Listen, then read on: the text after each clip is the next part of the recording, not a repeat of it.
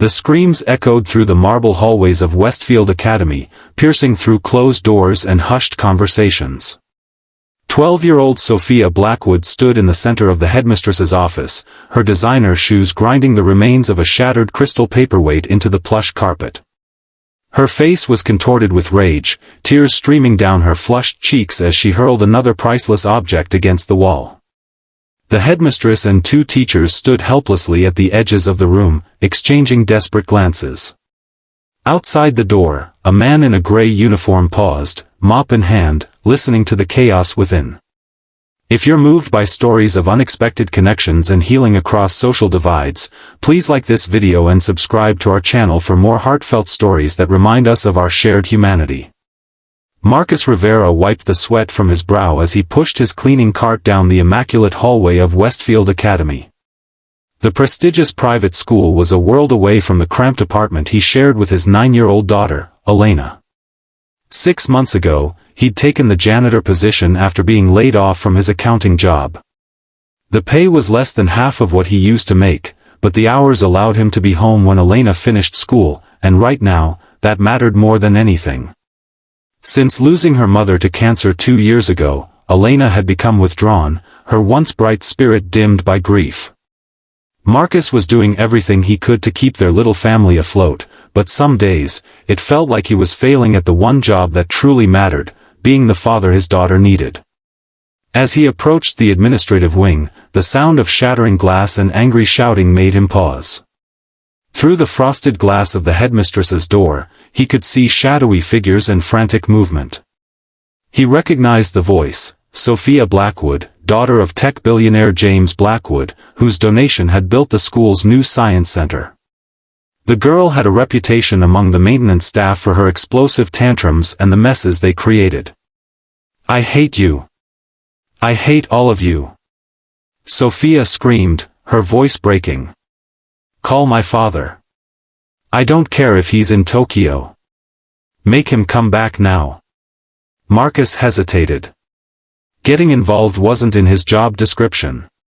He was paid to clean floors, not calm hysterical children. But something in the girl's voice, the raw pain beneath the anger, reminded him of Elena in the months after her mother died.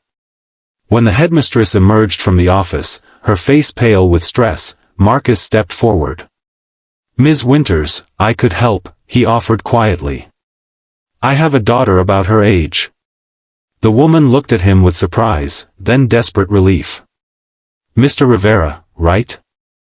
At this point, I'm willing to try anything. We've called her father, but he's in the middle of a major acquisition in Japan." Marcus nodded and entered the office. The room looked like a war zone, papers scattered, a bookshelf toppled, and glass shards everywhere. In the center stood Sophia, small and trembling despite her designer clothes and perfectly braided hair. When she saw him, her eyes narrowed. "Who are you?" "Another stupid counselor," she spat. Marcus set his mop aside and crouched down, keeping a safe distance. "No. I'm just the guy who cleans up the messes around here." He gestured to the destruction. "Including this one, eventually." Sophia stared at him, momentarily thrown by his honesty. "My name's Marcus. I have a daughter too.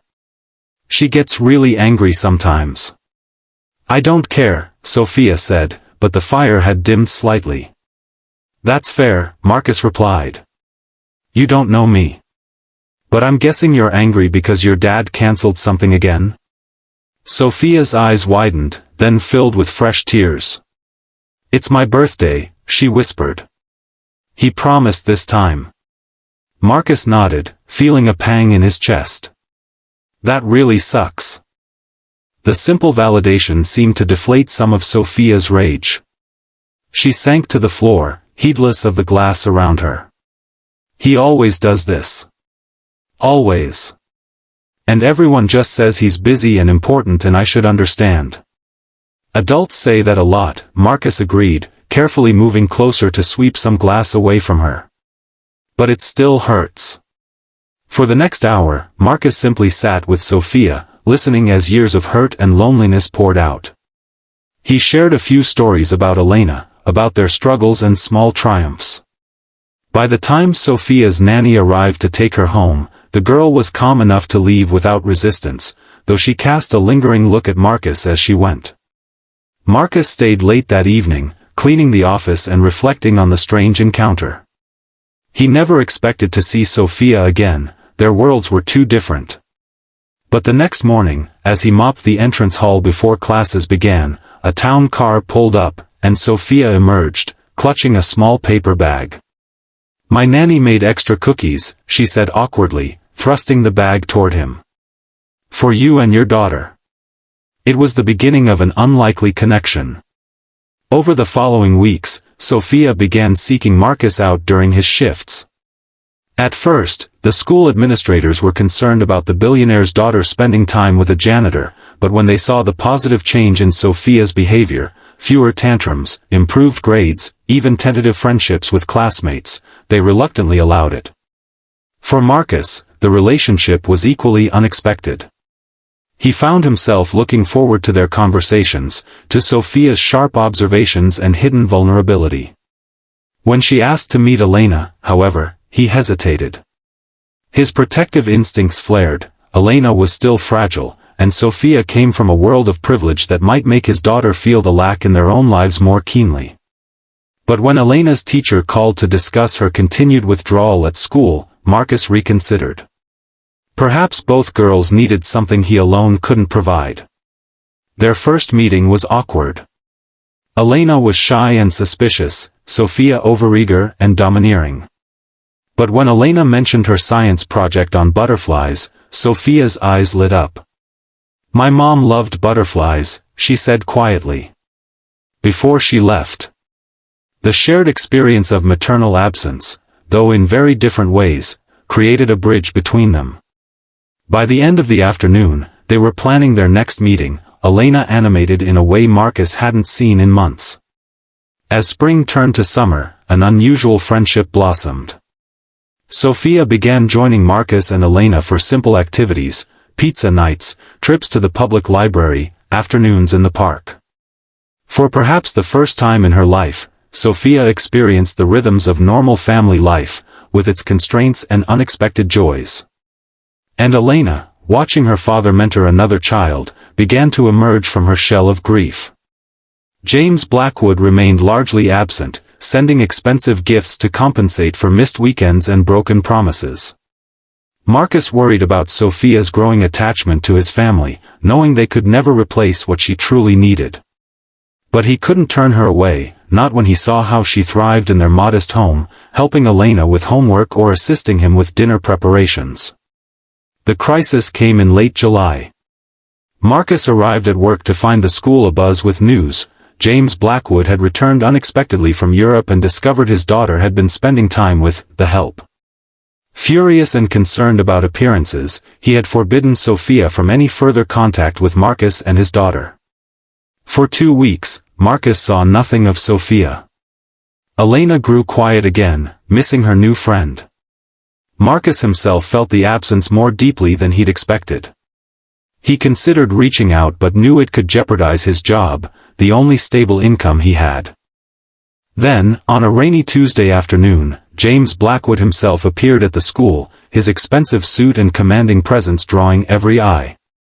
He found Marcus cleaning the gymnasium and dismissed the other maintenance workers with a wave of his hand.